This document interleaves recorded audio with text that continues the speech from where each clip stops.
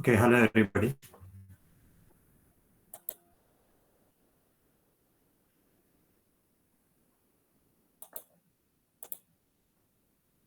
Good morning, all of you.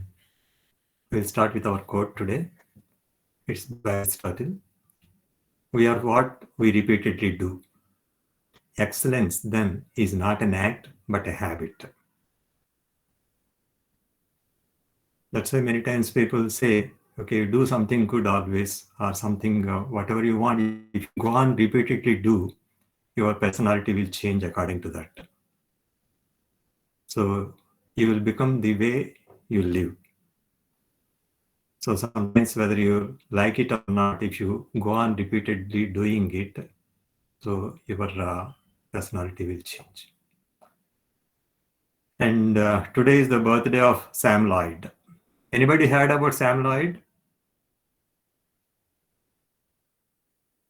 Whoever is interested in puzzles, they will hear about this name. There are two very, very famous people. One is Martin Gardner and another is Sam Lloyd. You can see some of the books written by Sam Lloyd, Best Picture Puzzles and Mathematical Puzzles of Sam Lloyd, and Mathematical Puzzles of Sam Lloyd by, and Introduction by Martin Gardner. This Martin Gardner also is very, very popular.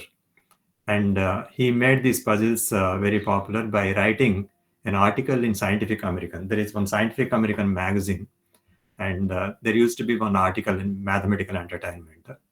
So Gardner has written for many years. And whenever I used to go to IIT or IISc, if I go to library, first I used to get Scientific American magazines to get these particular articles. Okay, Samuel Lloyd was an American puzzle maker who was best known for composing chess problems and games, including Parcheesi, in addition to other mathematically based games and puzzles. He studied engineering and intended to become a steam and mechanical engineer, but he soon made his living from his puzzles and chess problems. And Lloyd's most famous puzzle was the 1415 puzzle, which he produced in 1878. The craze swept America, where employees put up notices prohibiting playing the puzzle during office hours. Lloyd's 15 puzzle is the familiar 4x4 arrangement of 15 square numbered tiles in a tray that was to be recorded by sliding one tile at a time into the vacant space. I think many people in your childhood might have played this. Have you seen this game?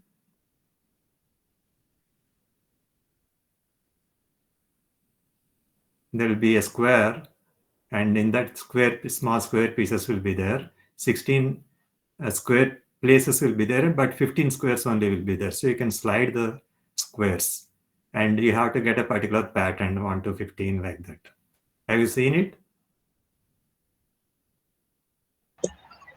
Yes, sir. Sometimes on tiffin box and all also. Yeah. It's very, very famous. In our childhood, we used to get in kirana shops, and we used to play with this. Very, very cheap one, a plastic thing used to be there, and we used to do that. Okay. And so today we will have elliptic solvers. Before going to that, we will have some things left over, and revision will be there of the last class. Okay, so we have seen getting the finite difference approximations.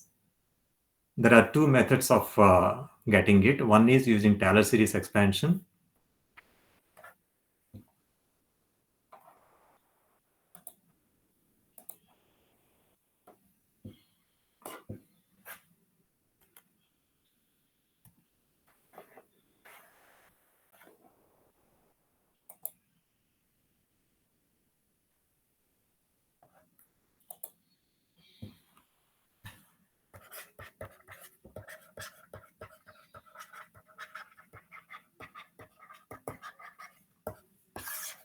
Using Taylor series expansion, and another is using polynomial expansion.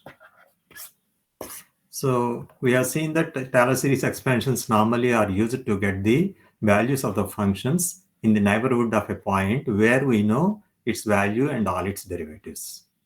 So here in the finite difference approximation, what we are going to do is we are going to have the derivatives at a point, knowing the values at all the points, the neighborhood. Okay, that is the way we have seen. And so we try to have, there are three types of approximations: forward difference approximation, backward difference approximation, and central difference approximation.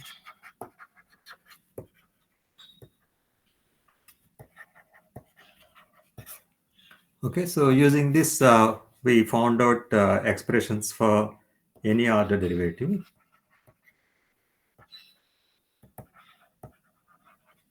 with any order approximation, any order accuracy. So like this we have got. In the same way, same expressions we can get using polynomial expansion. That is, we take the number of points based on the type of derivative we want.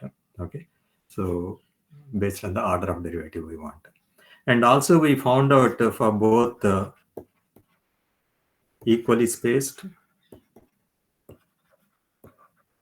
and unequally spaced grids.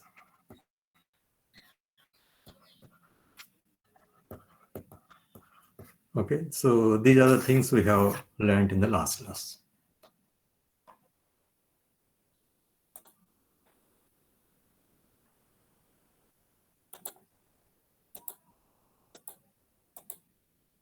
Okay, so deriving the finite difference approximation for any order derivative using Taylor series expansion, forward, backward, and the central difference approximations, and deriving forward finite difference expressions for all approximations with higher order accuracy also, and obtaining finite difference expressions using polynomial expansion for any order derivative with any order accuracy, and getting all the above expressions for unequal step sizes also.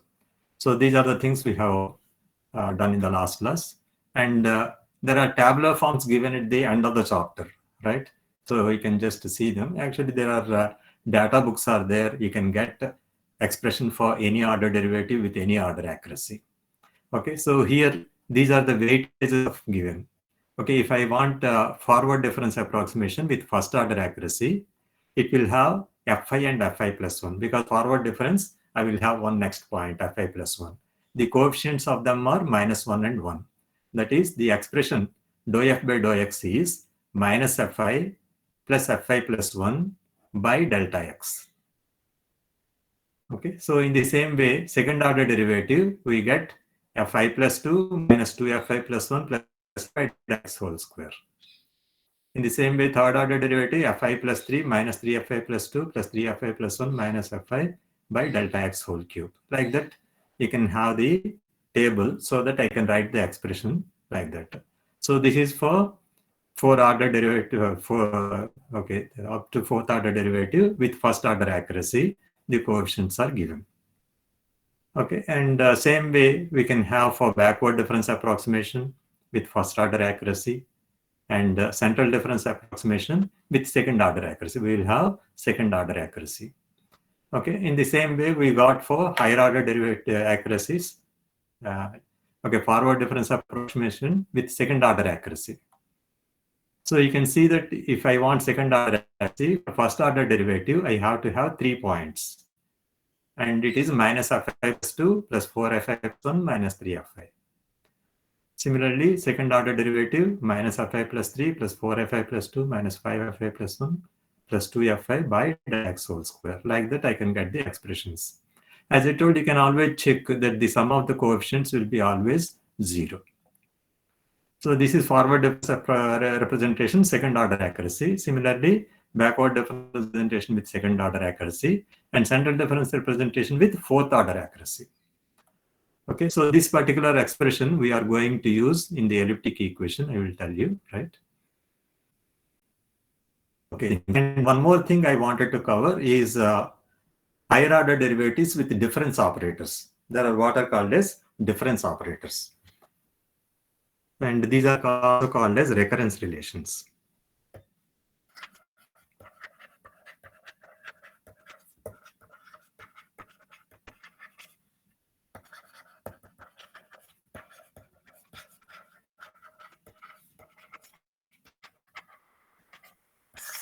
So these are defined like forward difference operator. If this is forward difference, it will be like this: delta x fi is equal to fi fi plus 1 minus fi. Forward difference operator. Backward difference operator will be like this.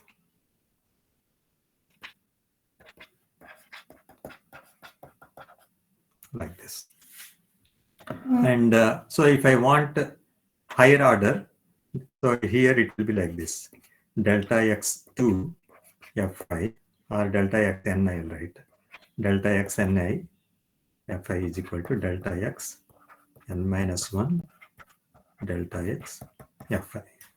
Like this, I can write like this. In the same way, delta x n fi is equal to del x n minus 1 del x fi.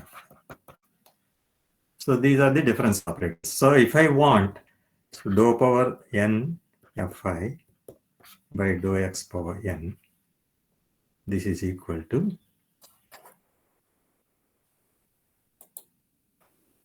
like this. So del x n fi by delta x whole power n.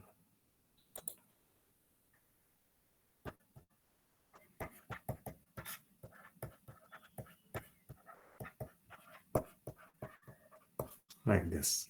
Similarly, here also the same thing for backward if I want. In the same way, del x n by fi delta x power n plus order of. Okay, the advantage of this is higher order derivatives. If I want, I can easily get it instead of using the Taylor series expansion and manipulating all of them and all. So this is a shortcut. But only one limitation for this is limited to first order accuracy. I will get only for first order accuracy. But any order derivative. Okay, I will tell you how I get it.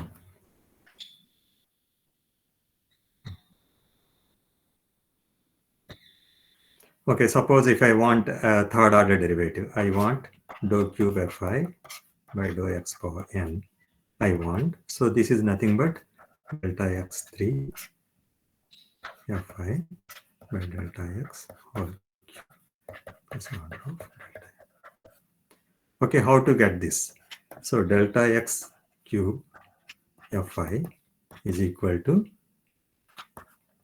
delta x2 of delta x fi.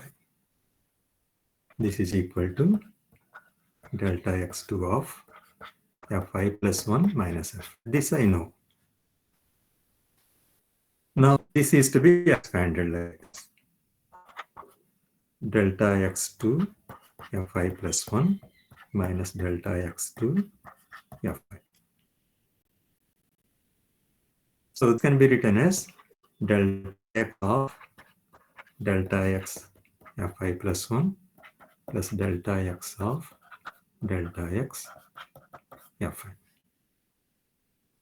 And then this one, delta x of delta x fi plus 1, how can I write? Delta x fi is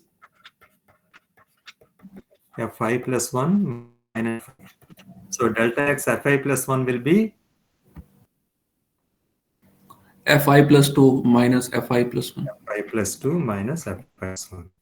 In the same way for this, same thing. This is minus. Fi. Yeah, this is minus. Okay. So minus fi plus 1 minus fi.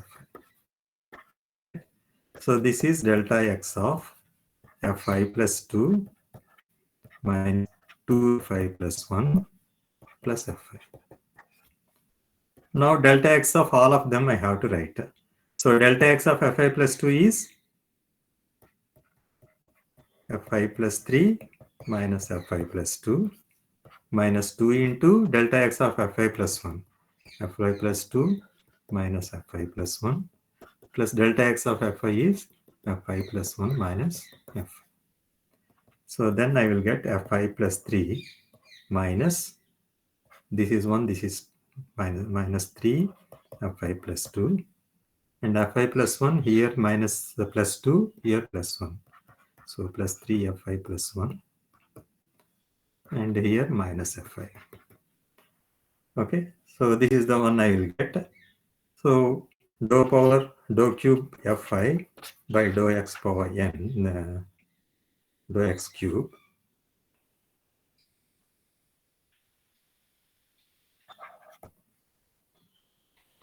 is equal to this by delta x whole cube. Like this I will get. So in this way, I can go for fourth order derivative, fifth order derivative, sixth order derivative like that. It is easy to derive. Is it clear? I need not write the Taylor series expansions and all.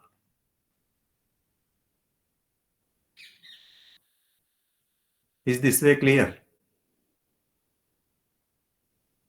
Yes, sir. Yeah. So in the same way, suppose if I write backward difference,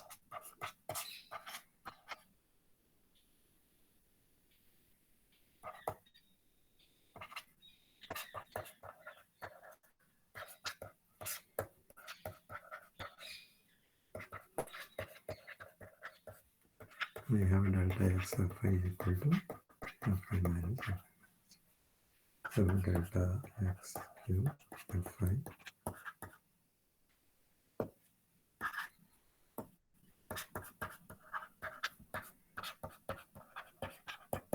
Just quickly I can write like that.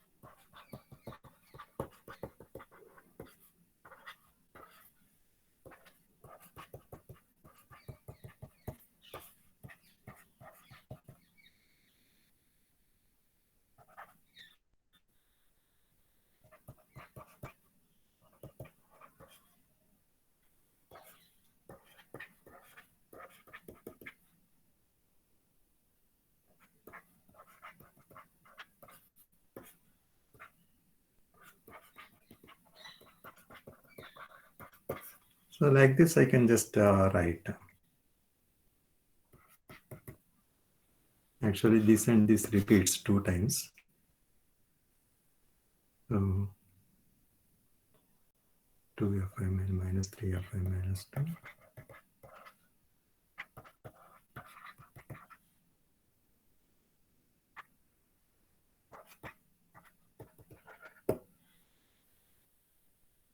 Minus r plus 3. Like this. Okay, so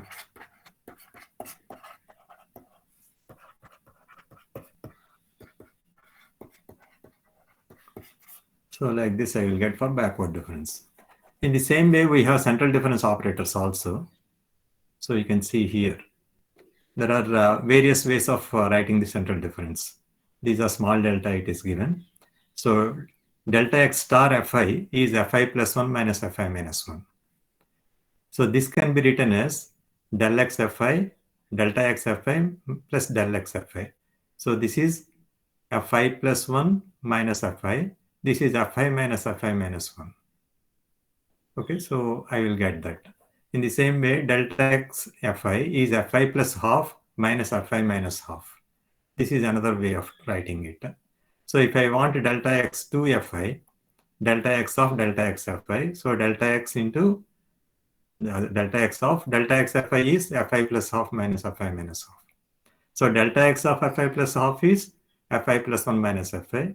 This is fi minus fi minus 1. So I'm going to get the second order derivative fi plus 1 minus 2 fi plus fi minus 1 like this. And this delta x fi minus del fi can be written as delta x del x fi. Okay, and this is fi plus 1 2 fi plus fi minus 1. Again, you can repeat it. Okay, so here, second time when you write, so for this fi plus 1, I have to substitute I plus 1 at I. So it will become fi plus 2 minus 2fi plus 1 plus fi for this. And then 2 into the expression I will write. And fi minus 1, we substitute I minus 1 at place of I. So in that way, if you write, you can automatically get this particular expression. So this is the way I can use the recurrence relations. This I wanted to tell because in the exercise problem, which I am going to give an assignment, the second chapter assignment problems, there are 1 or 2 problems are there, and worked out examples also are there. Many are there worked out examples. You see them, and using that you can solve the exercise problems. Okay, now I will go to elliptic equations. So elliptic equations, we know that Laplace's equation and Poisson equation are elliptic equations. Mainly simple equations. Okay, there are big equations you can take, but these are the model equations. And what are the examples? We have seen that stream function equation for 2-dimensional incompressible rotational flow and velocity potential equation for 2D incompressible rotational flow because del square phi, del square psi equal to 0. And steady 2D heat conduction equation without heat generation and steady 2D heat conduction equation with heat generation. If there is without heat generation, del square T equal to 0. If it is with heat generation, is equal to heat generation will be become Poisson equation. Okay, so like that, I will have various physical examples for elliptic equation. And even you can take subsonic flow if you take 1 minus m square into del square phi by dou x square plus dou square phi by dou y square equal to 0. So there, if m is subsonic, we are going to get elliptic equation. So in that way, various examples we have. And now, how to write the finite difference approximation for that. So I have del square u equal to 0, or del square phi equal to 0, or del square psi equal to 0, or del square t equal to 0, or del square t is equal to some q, like this. Or in that way, these are all, this is Poisson, and these are Laplaces. Okay, so when I have, suppose I take this as the model equation, like dou square u by dou x square plus dou square u by dou y square equal to 0. Okay, so this I have to write. And so I have to do, here it is 2-dimensional. So I have 2-dimensional grid. So I have 2 suffixes ij.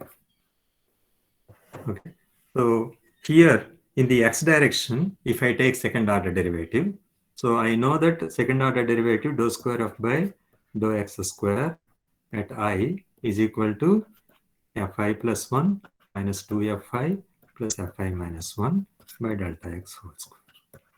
Okay, this is the way I get. Instead of f, I will have u here. And instead of I plus 1, I minus 1, I will have I plus 1j, ij, I minus 1j. J will not change. I will take only this way. So I will have u I plus 1j minus 2u ij plus u I minus 1j by delta x whole square. Plus, when I take dou square u by dou y square, what will I get? I will be constant and j, it will take 2 points vertically. So here, if this is ij, I am taking this point, this point, this point for second order derivative in x direction. And now I have to take this point, and this point for derivative in the y direction. So what should I write? Anybody? uij plus 1 minus 2uij plus uij minus 1. By delta y whole square equal to 0. Thank you. Okay, so this is the way I get. And this is what is called now for this equation, I am using this point, this point, this point, this point, this point, 5 points. So this is called as 5-point formula. And order of accuracy, In the x direction, second order accuracy because central difference. In the y direction, second order accuracy like this. This is the order of accuracy of the expression. And if I want to have higher order derivative, I will have fourth order accuracy. Fourth order accuracy means I have to take one more point on all the sides. Okay, so I plus 2, I plus 1, I minus 1, I minus 2, j minus 1, j minus 2, j minus 1, j plus 1, j plus 2. I have to use points 2 on all the sides. So it will become how many points? 9 points. 9-point formula. Okay, 9-point formula if I take, I will get like this. Okay, minus here if I go back. So as I told, central difference approximation with fourth order accuracy. If I take this second order derivative, here I'm going to get the coefficients minus 1, 16, minus 30, 16, minus 1. That is minus 2, j, 16 ui minus 1j, minus 30 uj, 6 plus 1j, minus ui plus 2j. Like that, I will get the expression. So if you take that expression here, okay, this is the way I am going to get, and by 12 x whole square. And this also in y direction, I will get like this. Okay, this is the way I get. This is using 9 points, and it is gaining fourth order accuracy. The difficulty here. So though it is fourth order accuracy, there are some problems. So I'll tell you what is that. So if I take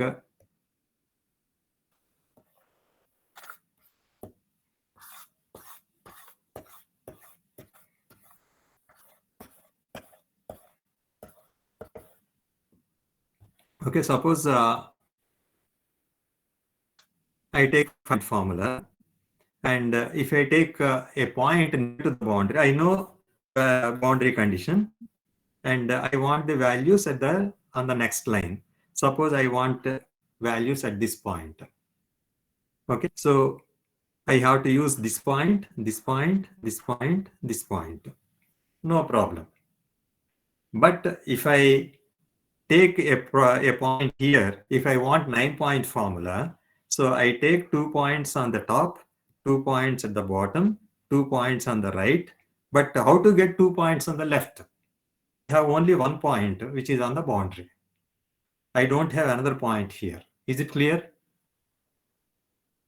Yes, sir. So that is the problem I get if I want to go for higher order accuracy with 9-point formula. Okay, there are people who try to do that. They take this as a mirror reflection of this, and they take this value as equal to this value 2 times that, like that. They do something, some mathematical jugglery. So, but we are not interested in that. We are fixed to 5-point formula. That is for research only. But 5-point formula is more comfortable. So here the difficulty is in implementing the boundary conditions. Therefore, 5-point formula is preferred. Okay, so this is the way we go for. And so once you use the 5-point formula for Laplace's equation, so what is that I am going to get?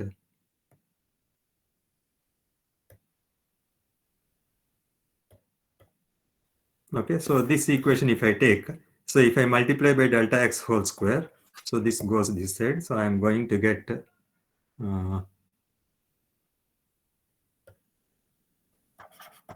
ui plus 1j minus 2 uij plus ui minus 1j plus delta x by delta y whole square into ui j plus 1 minus 2 uij plus ui j minus 1 is equal to 0, like that. And if I take delta x by delta y as some beta, so this will become beta square. So I will write like this: ui plus 1j minus 2 uij. Uij, there are 2 times. This is 2 uij and this is uij. So what I do is plus ui minus 1j plus beta square into ui j plus 1 plus ui j minus 1. Uij I will write 2 into minus 2 into 1 plus beta square uij equal to 0. Okay, so ui plus 1j, u minus 1j, there are no coefficients. And uij plus 1, uij minus 1, I have beta square as the coefficient. And for uij, here minus 2, here minus 2 beta square, I will have like this. Is it clear? And this equation is applied at each and every point of the grid. So suppose if I have m plus 1 by n plus 1 grid points. Okay, m plus 2. Okay. M plus 2 by n plus 2 grid points. Means interior points will be m in the x direction, n in the y direction. So total points in the x direction is m plus 2, in the y direction is n plus 2. So there will be total number of points are m plus 2 by n plus 2. But I am writing the equation only at the interior points. So I will get, these are the points. So I am going to get m by n equations. So in each equation, I am going to get 5 values. Okay. So if I write them all in a matrix, I'm going to get like this. Okay. So this is the way I get all the equations at all the points. And if I write the unknowns are this, I'll use, and the coefficients are written like this. For each equation, I will have 5 unknowns like this. And all these unknowns will form like a diagonal. So this is what is called as a pentadiagonal matrix. I'm going to get 5 diagonals, and other coefficients are 0, because for each point I will have I minus 2, I minus 1, I minus 1, I plus 1 only. There are, okay, 5 points. Okay, I minus 1, I plus 1, j minus 1, j plus 1. So totally 5 points, because 5-point formula are there. Okay, so I will have 5 unknowns at each point. So in each equation, I will get 5 coefficients. All others are zeros. So I am going to get what is called as pentadiagonal matrix. So, and this matrix is to be solved to get these u values. It can be temperature, velocity, or whatever it is. So this is, and this will go to the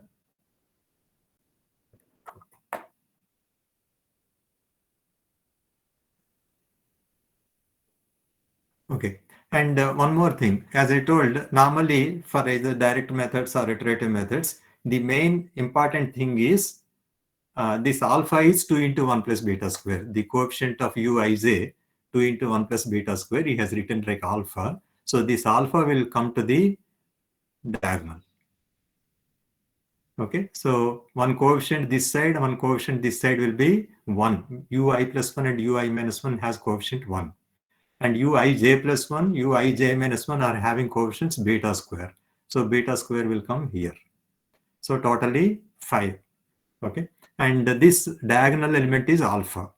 So there is one thing I called diagonal dominance should be there for the matrix solvers to be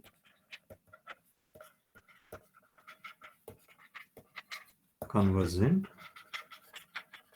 The requirement is what is called as Scarborough criterion. Means it says there should be diagonal dominance. Means AII, that is the diagonal element, should be greater than or equal to sigma Aij I not equal to 0. The sum of all the non-diagonal elements.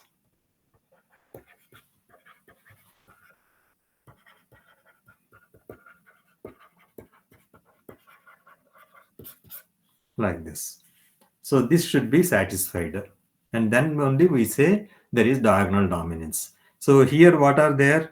I have 2 ones are there, 2 beta squares are there in non-diagonal things. And in diagonal term is 2 into 1 plus beta square.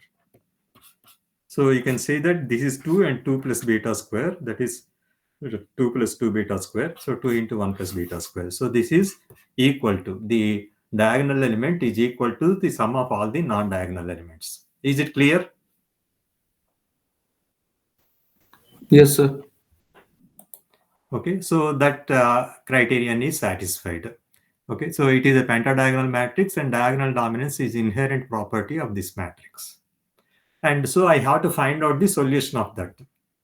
So there are various methods. You can use direct methods, which is Cramer's rule or Gauss elimination method or Gauss-Jordan method or LU decomposition method. But as I told, normally finite element methods, they use direct methods to solve them. Okay, so why we don't do is disadvantages with direct methods are large computational time and large computational space required and large round of error with large matrices. So this is one of the main limitation. So round of errors will be large if the size of the matrix is very large. And so difficulty in implementing boundary conditions. This is another difficulty. And difficulty in programming. So all these are the difficulties with the direct methods. So because of that, we go for iterative methods. So what we do in iterative methods? So what we do is solution is obtained by iteration and initial solution is guessed and new values are computed. So in the interior values, all values, I don't know any values. So what I do is I initially assume some values there. And your number of iterations depend on what type of accuracy you are better values you have chosen. If I don't know anything about the physics of the problem, I can take zeros everywhere. Only thing is it takes more number of iterations. But suppose I have a rectangular plate is there, here 200 degrees, here 300 degrees, here 400 degrees, here 500 degrees, like that if I have. If I want to find out the interior temperature distribution, so the poor way of taking the initial values is 0. But the better values are if I take the average of all the 4 and if I initialize all the interior values, then the number of iterations taken will be less. Am I clear what I'm telling?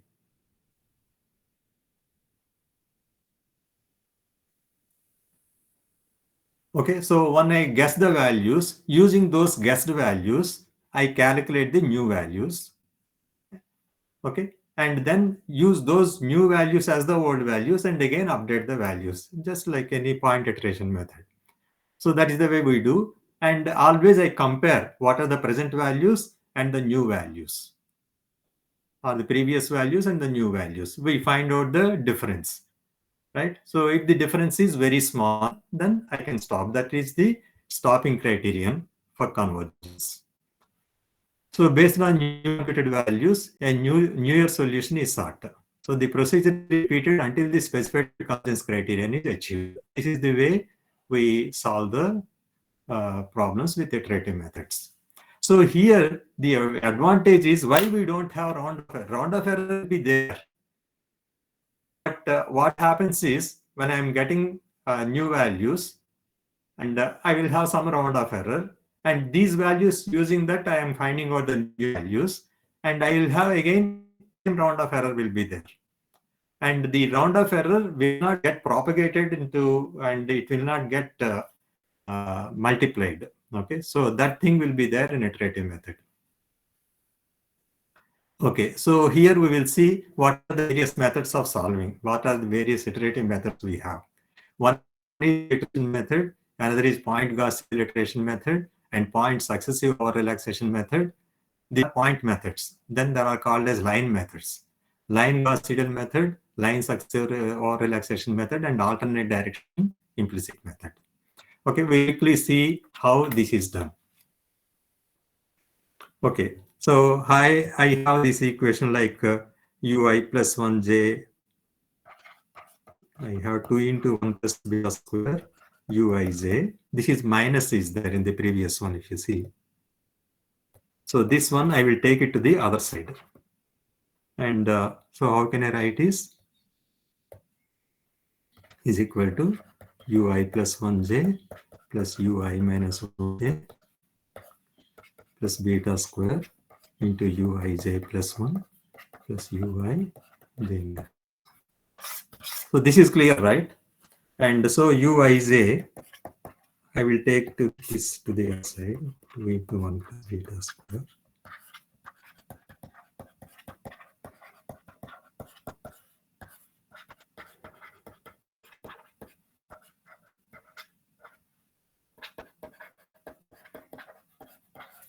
Like this I will get. So in iterative method, what I do is first we will see point Jacobi iteration method. I have initialized all the values. That is called as the values at kth iteration. 0th iteration, I will take it as kth iteration.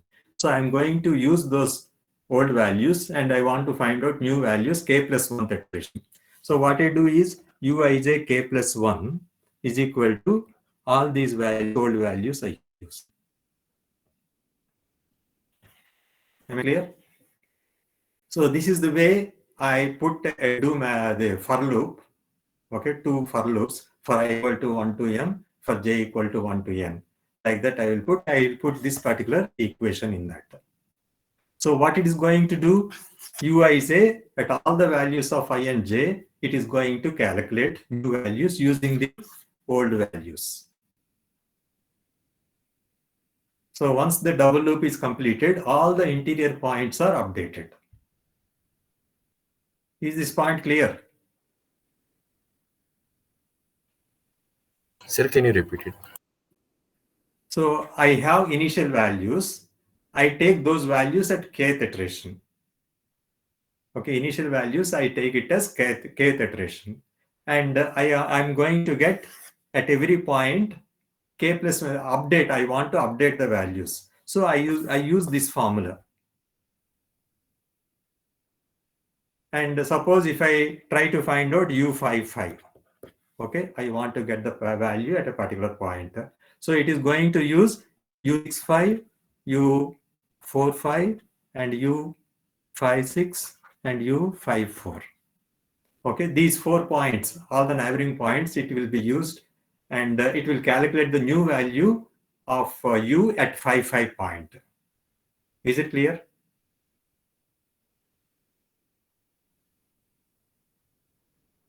I have that square matrix, the square grid or rectangular grid, whatever it is. So I have this type of grid. You calculate the point at each. So suppose I equal to 1 to m. So first calculate here, then here, then here, then here, then here, then here, then here. So when you calculate this point, you use all the 4 neighboring points. And you calculate this point, you calculate these neighboring points. You calculate this, and like that you calculate all the values on this line. Then you go to this line.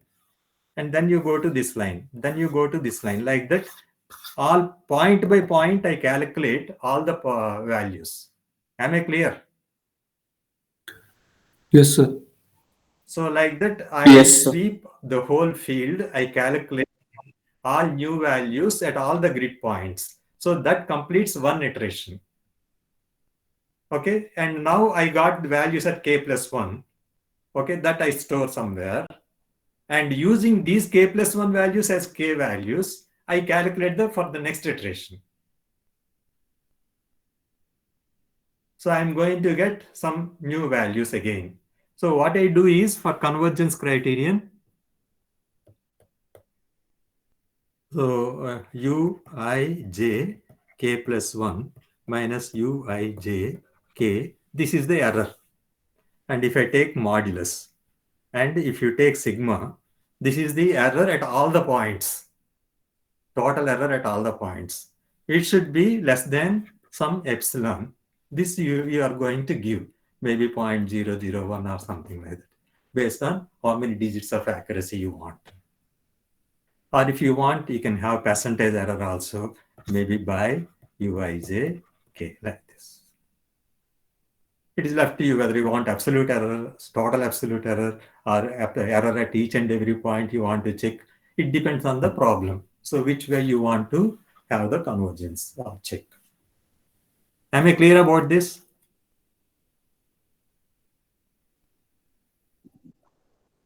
And Yes, sir. this is called as point Jacobi iteration method. And so here, two people came into picture then. Because research will be always going, people try to find out some better method, Gauss-Seidel. Okay, so here they came with point Gauss-Seidel iteration method. So in point Jacobi method, what I am doing, I am calculating using the old values. I am calculating new values at all the grid points. Then I complete the iteration. Okay, so always old values are used till you completely calculate all the values. But Gauss-Seidel, what these people have done is, so when I am calculating this particular point, suppose, so actually I am sweeping like this. Okay, first left to right, I am completing the first line. Left to right, I am completing the second line, third line, like that. So when I came to this particular point, it is going to use the neighboring points, this, and this. Okay, these 4 points it is going to use. But by the time I came to this particular point, I already calculated this line. This point is already known, updated, and this point also is got already updated. Am I clear? Yes, sir. So when it is updated, why to use the old values? I need not use the old values. I can use the new values because better values I have already got. So this is actually I minus 1j point. This is ij point I am calculating. Ij minus 1. This is I minus 1j. This is ij minus 1. Ij minus 1 already calculated. I minus 1 is already calculated. These two, I want to use the new values. So what I do is, in this equation, this ij minus 1 and I minus 1j, I will put k plus 1 here. Am I clear what is the difference? Yes, sir. So that is the only difference, and this will become point Gauss-Seidel method. So use the values, new values as and when updated. So what is the advantage? Fast convergence. Number of iterations will reduce. The number of iterations can be reduced and it converges very fast. So that is the advantage of point Gauss-Seidel. Okay, so that is the point Gauss-Seidel method. And there is one more thing called as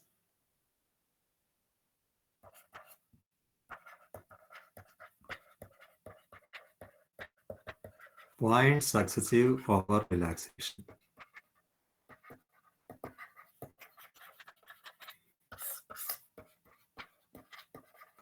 So here what I do, here I am calculating uij k plus 1. Okay, so uij k plus 1 will be something uij k plus some value, because now it is updated. It may be some added something or subtracted something. There is some value difference. Okay, so this is some delta.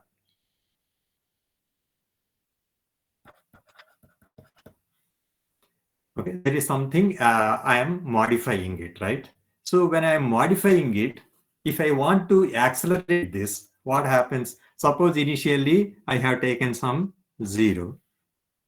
In the first iteration, I got 50.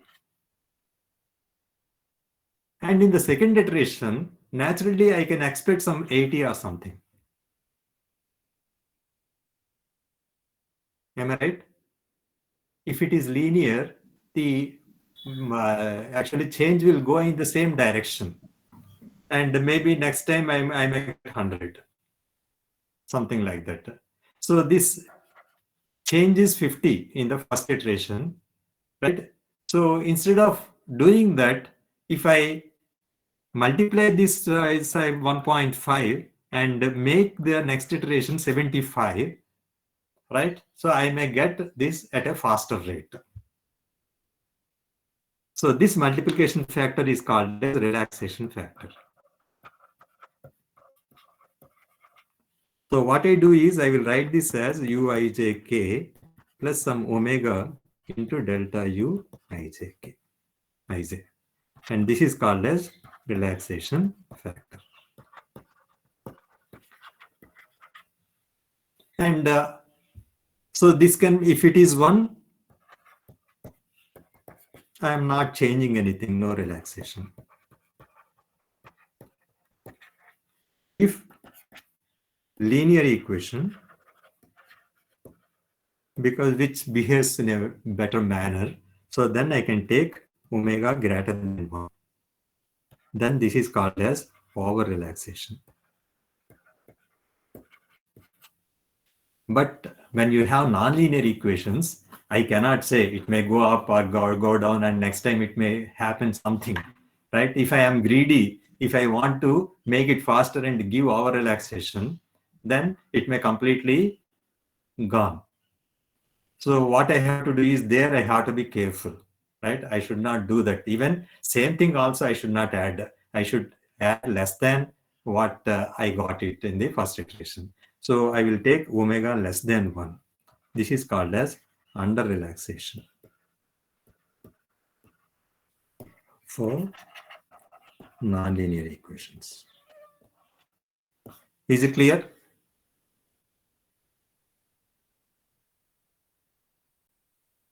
So how I use this in the point Gauss-Seidel method, okay? So if I take point Gauss-Seidel, what I got is uij k plus 1 is equal to 1 by 2 into 1 plus beta square into ui plus 1j plus ui minus 1j plus beta square uij plus 1 plus uij minus 1. Like this I got. I want in that particular form. What I do is I add uijk and I subtract uijk.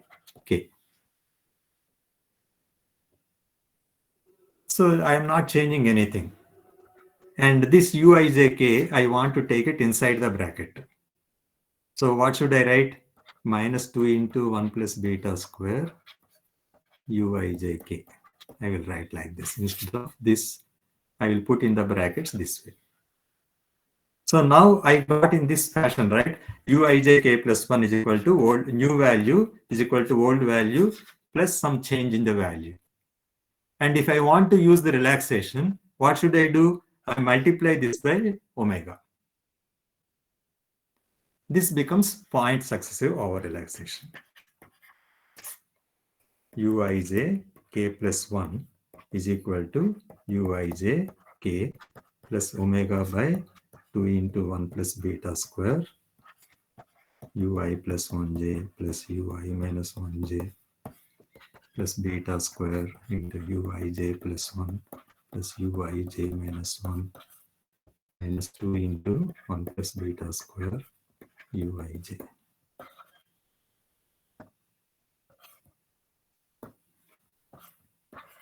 Like this. Is this clear? In the program, just I change the equation, that's all. And omega value I can give. And how much value I have to give omega, the value of omega is problem dependent.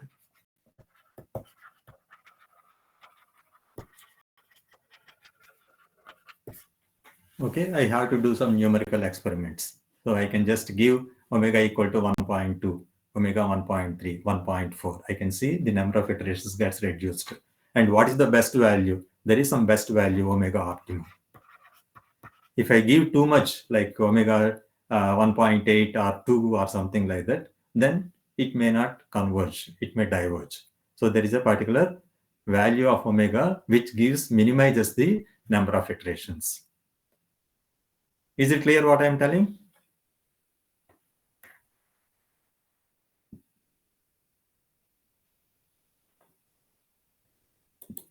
Okay. So this is the Jacobi. Yes. Tell me.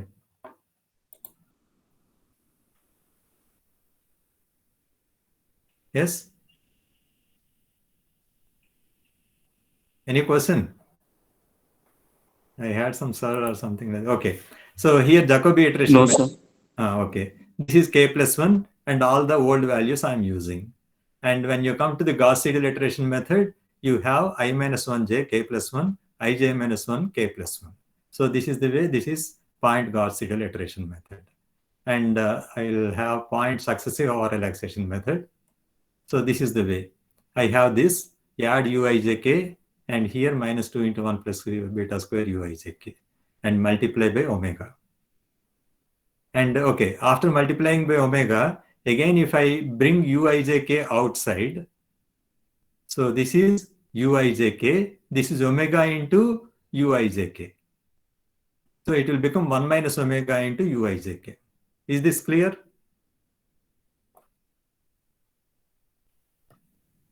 So here, if I bring this back outside, so this will become this and this, if I combine, it will become 1 minus omega into uijk plus omega into ui plus 1j plus ui minus 1j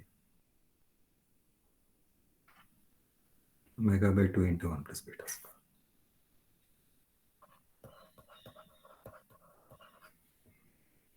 Plus omega beta square by 2 into 1 plus beta square.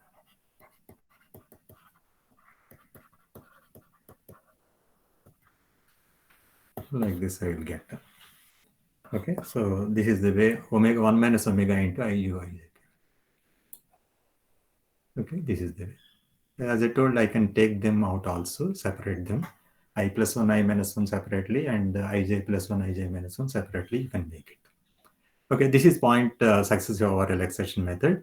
And so the relaxation parameter, for some kind of the problems, there is some formula is given, but okay, it is just, it is possible to get some relation, but not for all. So what is optimum value of the relaxation parameter? So no general guidelines exist for computing the optimum value. For limited applications, some relations for which the optimum omega can be calculated have been introduced by various investigators.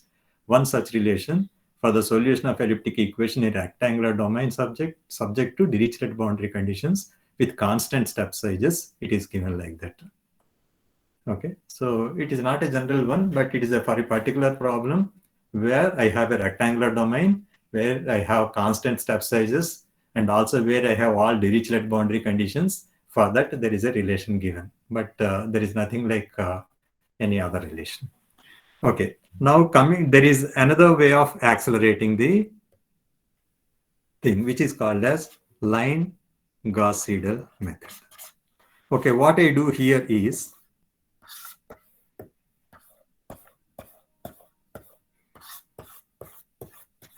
when I am doing point Gauss-Seidel method, okay, there are some boundaries which are more important and which will influence the interior more than the other boundaries. Okay, suppose this is the important boundary which affect the solution very much. But if I start going from point to point like this, and the effect of the, see, when I am calculating this point, the effect of this boundary information, effect of this boundary will go into that point and it will get modified. So in that way, the information from the boundary propagate into the domain. And so once I complete this line, and if I come to this point, then only the information from this boundary will come into picture. For all these points, the information from lower boundary only will get into that. And only if the first point, left boundary will come, and the last point, right boundary information will come and influence the domain. Am I clear? And the effect of this will come into the calculation only when I calculate the last points. So the effect of this boundary is not at all felt here. It takes many iteration by iteration, the information goes to the next line. The next information, it goes to the next line like that. For each iteration, it goes by one grid point length. So in that way, what happens is, if this is important boundary, it will take more number of iterations. And even for this line also, the effect of this boundary goes to this endpoint only after complete this line. So there is one method called as line Gauss-Seidel method. What I do here is, all these interior points of the first line, I calculate at a time so that both left boundary and right boundary influences all the points. Okay, how do I do that? From the previous equation,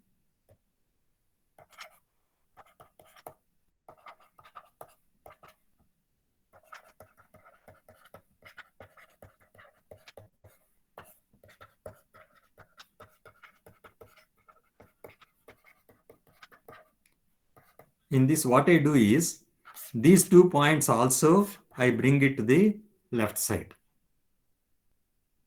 These are actually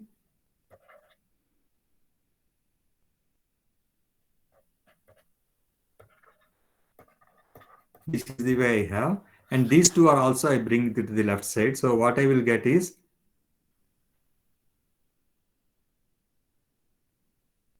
this is actually sorry, here 1 by 2 into 1 plus beta square also is there, like this. Okay, so 2 into 1 plus beta square I will take to this side, and also these to this side. So I will get u minus ui plus 1j plus 2 into 1 plus beta square uij minus ui minus 1j is equal to beta square uij plus 1 plus uij minus 1, like this. And all these 3, I write it as k plus 1. And these 2 only, I write k. Okay, so what I do here, there are 3 unknowns. I make it as 3 unknowns. In this line, first line, suppose. So at this point, if I write, these 3 are the unknowns. In the next point, these 3 are the unknowns. In the next point, these 3 are the unknowns. Like that, if I write the equations for all the points in the first line, okay, how many points are there? M points are there.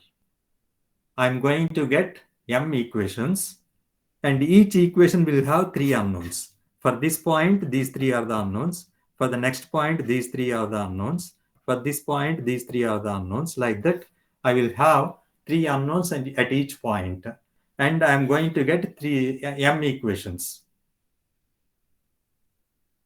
Okay, so these M equations, if I solve, I am going to get all these values at a time, taking the influence of this boundary and this boundary into the domain at all the interior points. Am I clear about this? Ij, I plus 1j, I minus 1j, 3 unknowns are there. And ij plus 1, ij minus 1, I use old points, old values.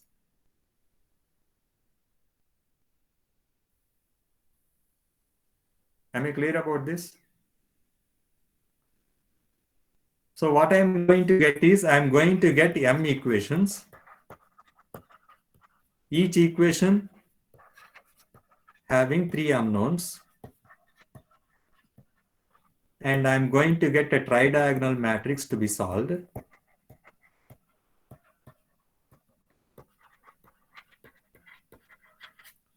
And so all the points on a one line can be updated. And then I will go to the next line. And again, I solve M equations. And I completely solve all the points on that line. Like that, I go to the line. This is line Gauss-Seidel method.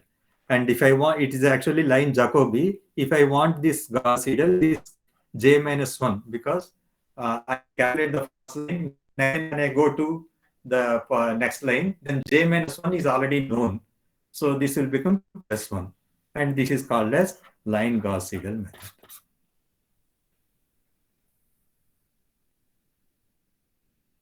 Okay. And if I want to go line by line in this way, but sometimes I may be interested in going this way so that this boundary completely first enters into the domain. So I can go like this. So if I want to go like this, what I do is ij plus 1, ij minus 1, I have to take to the left side, and I plus 1 and I minus 1 to be taken on the right side. So what will I do? Minus beta square uij plus 1 plus 2 into 1 plus beta square uij plus minus beta square uij plus 1 is equal to ui plus 1j plus ui minus 1j. And these are k plus 1, k plus 1, k plus 1. And here this is k, but u minus 1j will become k plus 1 for line Gauss seidel.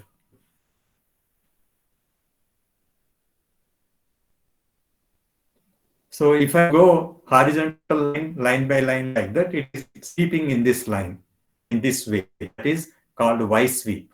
If I go vertical lines like this is called X sweep. So I can go like this. So this is what is called as line Gauss seidel method. Am I clear about this?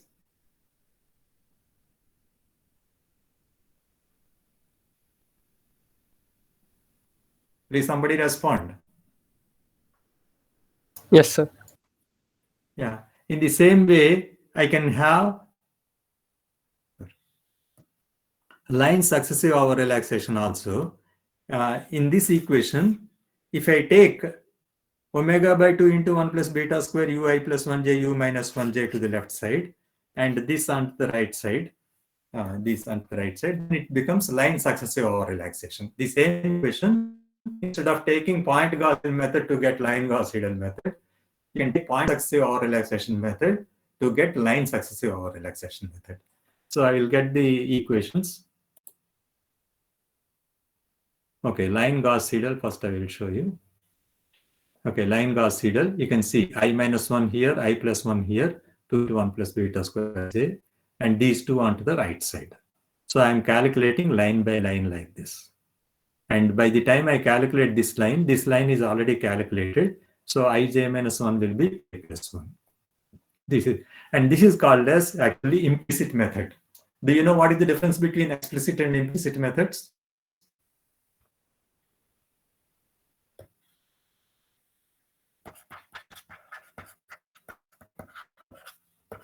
This is very important. Anybody knows the difference? If there is only one unknown in the equation.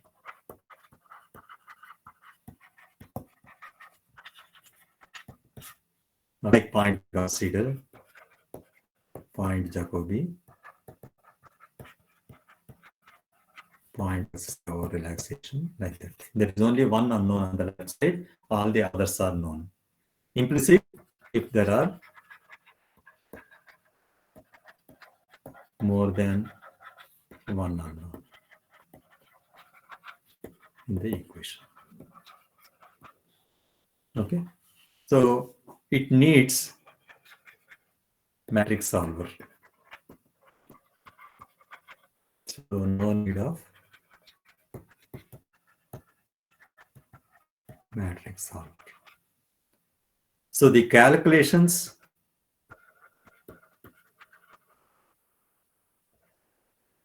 per iteration are high, and calculations per iteration are less. So easy for programming and difficult for programming. Then why do you go for implicit method? It is takes less number of iterations, takes more number of iterations. So this is the main difference. Here, the iterations, the calculations per iteration are less, but number of iterations will be more. Here, calculations per iteration will be more, but number of iterations will be less. So it depends on what you want to choose. But later, when you go for parabolic, hyperbolic, and all, explicit methods are conditionally stable. So they are stable only under some condition, but usually implicit methods are unconditionally stable. So it is always stable. So I need not worry much. Okay, so that is one difference. That's why many times people prefer implicit methods if there is standard code and all easy. If matrix solvers are used like MATLAB and all, it will be easier to use implicit methods. I need not worry much about the stability. Okay, but if I write my code completely with matrix solver and all, then the coding may be difficult, and then I go for explicit method. But I have to be careful about the condition for stability. Am I clear about this?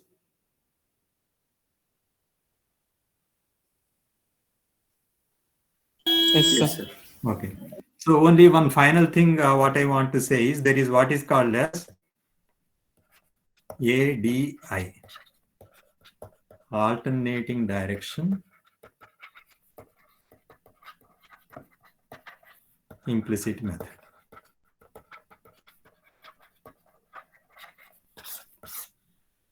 So line Gauss-Seidel method, what I am doing, I am using solving this equation, this equation, this equation, this equation like that. So I complete once all the lines are over, one iteration is over. And next iteration again you solve like this. But sometimes all boundaries may be important and I want faster convergence. Then what I have to do is alternately you sweep. You sweep in this direction once and then you sweep in this direction later. And the next iteration you sweep in this direction. Or sweeping in this way and this way together, we call it as one iteration. That is called as alternate direction implicit method. Okay, so there is nothing much other difference.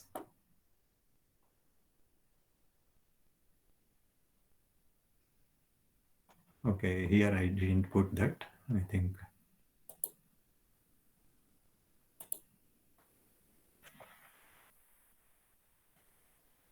I don't know, I forgot.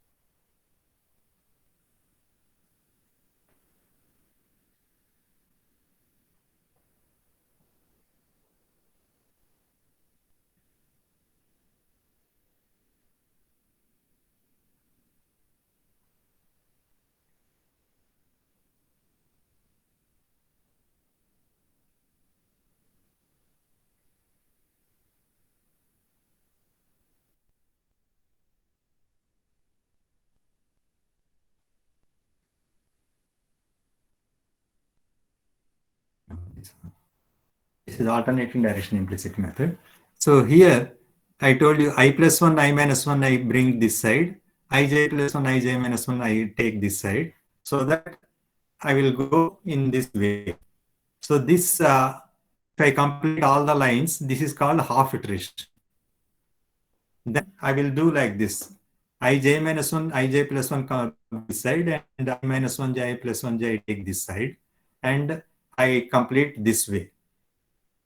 Okay, so once I complete both of them, then I will get the new values at k plus 1 iteration. So this is called half iteration. This is half iteration. So once I complete both the steps, I complete one iteration and I get the new values. This is called as alternate direction implicit method. This also you can write them with relaxation. So with relaxation, if you write, I get the equations in this way. So this omegas will come here, and this is 1 minus omega into 2 into beta square uijk, and ij plus 1, ij minus 1 get omega beta square. And then again, ij minus 1, ij plus 1 here, this side omega beta square, and I plus 1, I minus 1 with omega, it comes this side. So this is ADI with over relaxation. Okay, this is the way the methods are there. So we have methods like point Jacobi, which we don't use, and point Gauss-Seidel, and point successive over relaxation, and line Gauss-Seidel, line successive over relaxation, and then ADI and ADI with over relaxation. So any of these methods we can use. And next class, maybe I will show you the MATLAB code for that. And I will tell you how easy it is. And I have written the code, all of them in one single code. You can choose which method you want, like that. So you can, after seeing that, you can understand what's the way we have to write a code and how it works and all. Any questions? Actually, this is fifth chapter. I have parabolic solver is the chapter before it, but it needs something additional information. That's why I have done the elliptic solver first. Okay, so you go through this fifth chapter. So because I told everything, it will be easy. Just you can understand the equations and what are the methods and everything. It will be easy. Any questions? Yes, sir. Hello, sir. Sir, why should we take relaxation factor less than 1 for nonlinear equations? Yeah, because nonlinear, I told you how it behaves, we don't know, right? So if I go faster, I completely go in a wrong way. I have to make it a bit slow so that it behaves in a better fashion. And the linear, I know that it goes in the same way, right? So I can go faster in that particular direction. But by using omega less than 1, we are decelerating the Yeah, we are iterations, sir. decelerating. The number of iterations will be more. And but I want the solution. I may not get solution at all if I don't use the under relaxation. Okay. Okay. Okay, sir. Anything else? So if no, I'll quickly go through a story. I think last time we were talking about a story that is hare and tortoise, and I gave a philosophical explanation for that. And but management story is like this. It will be interesting, right?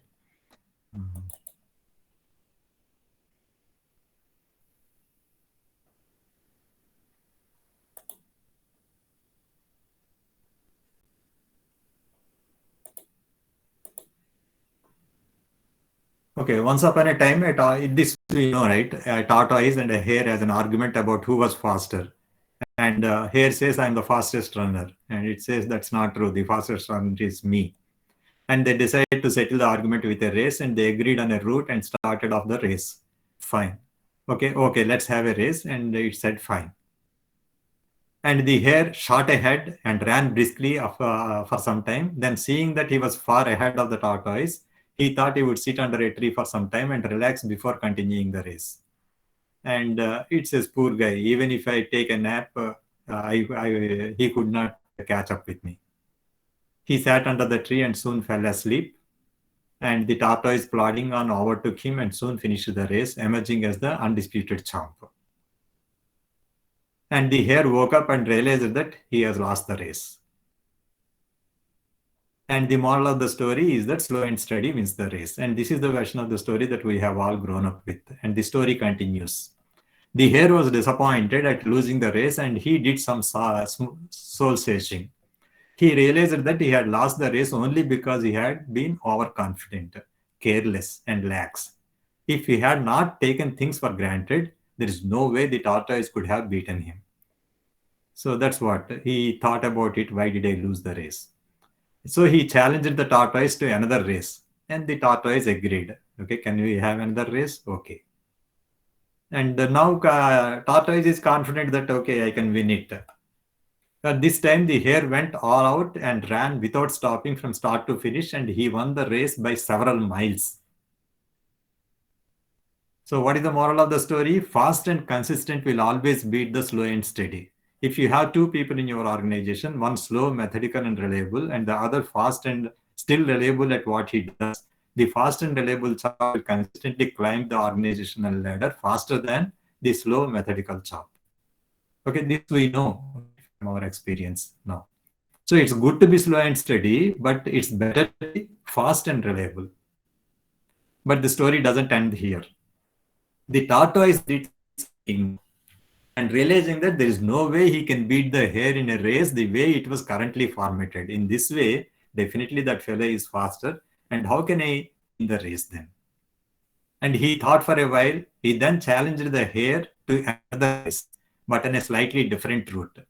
And the hare agreed. So it asked, can we have another race? This time we will go through a different route. And it said, sure. And they started off in keeping with her self-made commitment to consistently fast. The hare took off and ran at top speed until he came a broad river. So there is a river on the route. The finishing line was a couple of kilometers on the other side of the river. And they sat there wondering what to do. So in the meantime, the tortoise trotted along, got into the river, swam to the opposite bank, and continued walking and finished the race. Okay, so tortoise won the race. The moral of the story: first identify your core competency. So if you, that's what you have to do SWOT analysis. Your strengths and weaknesses you have to understand.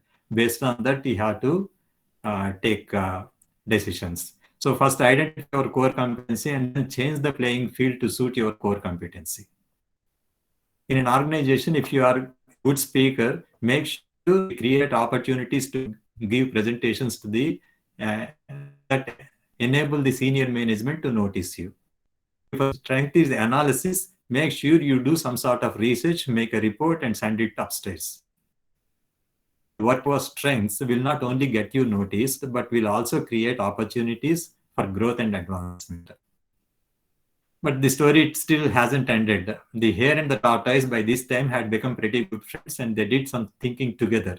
Both realized that the last race could have been run much better and faster.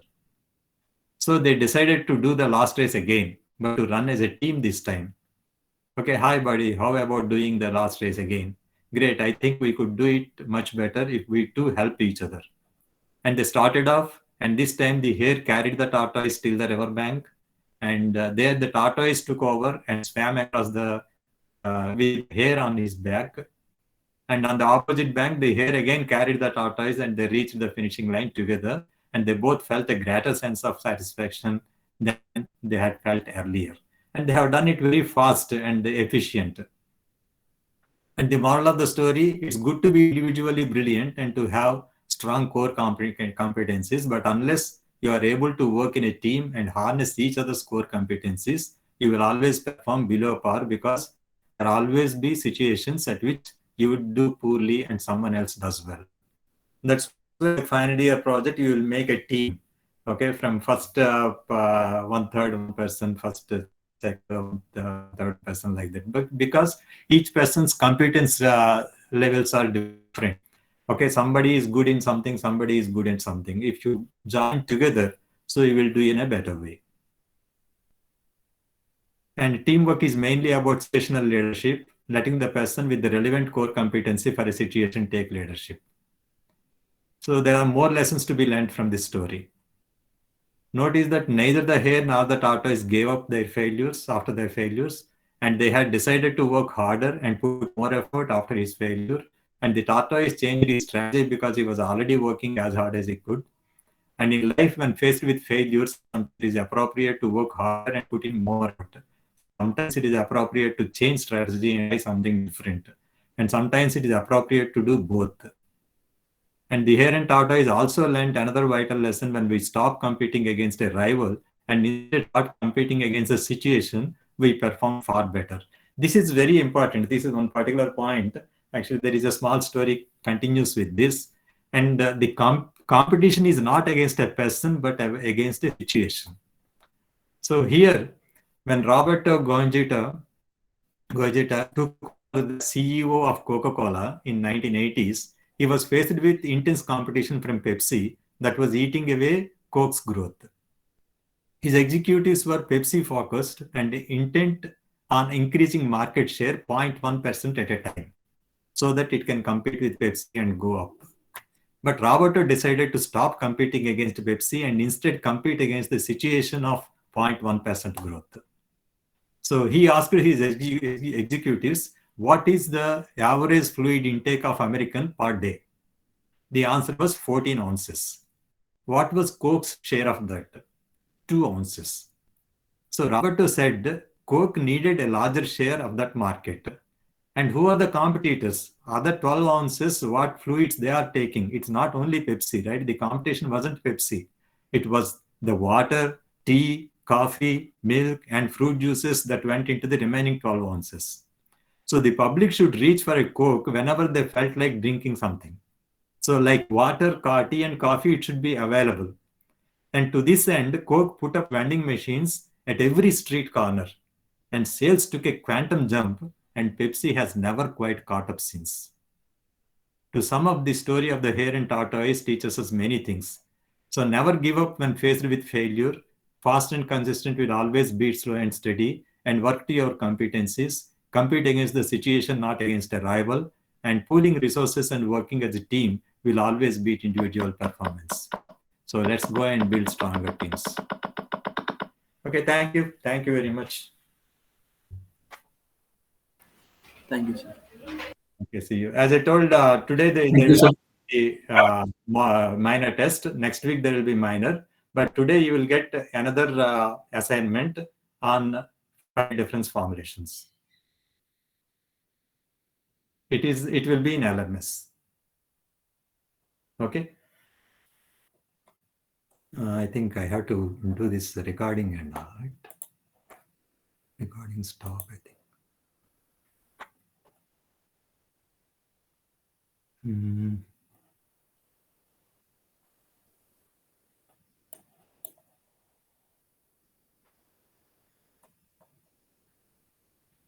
Where is stop recording? It is it recording? Yeah, 127, 27. How to stop recording? Is Vamsi there?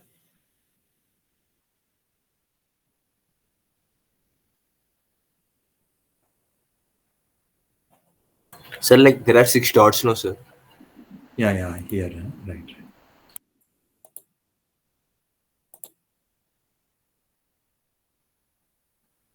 No, it's not coming.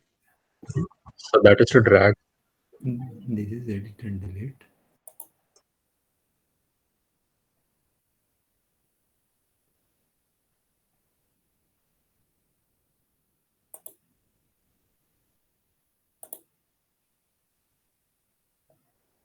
I don't know what is this.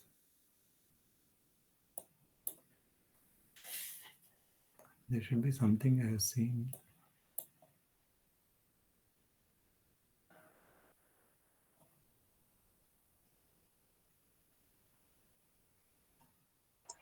So you can try clicking on that white cross.